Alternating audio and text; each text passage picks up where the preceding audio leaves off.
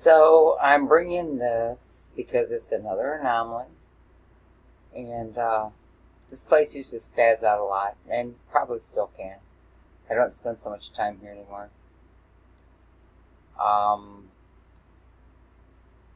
This place 2 weeks ago was just covered in some really deep snow, and there's a little bit left of it, but I'm talking huge winter storms they had in Italy. So, but this is, actually I think I might have just taken this a few days ago. I think I did. But look at this that's going on down here.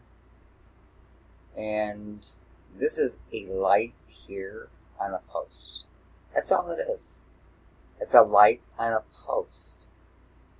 And now it's some kind of anomaly with all these colors.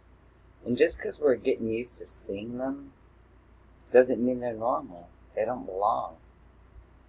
So don't get numb to anything. Don't let the shock value leave you. You know what I'm saying? This is not right.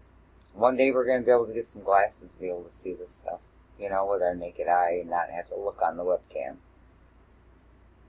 They say that the welder shield on the welder's mask, the lens on it, or the face covering shield, you can see this stuff.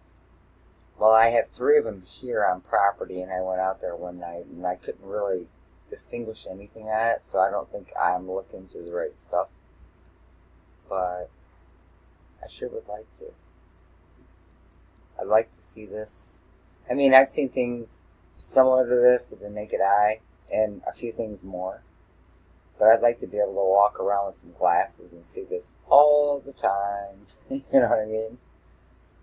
This is absolutely not part of what we're supposed to be experiencing. I mean, what our past dictated and what we grew up on, and yeah, it's not supposed to be like a sci-fi movie, like life's a sci-fi movie now, you know what I'm saying? So, anyways, this is an anomaly I'm showing you, and that's that. Alright, see you on the next stop.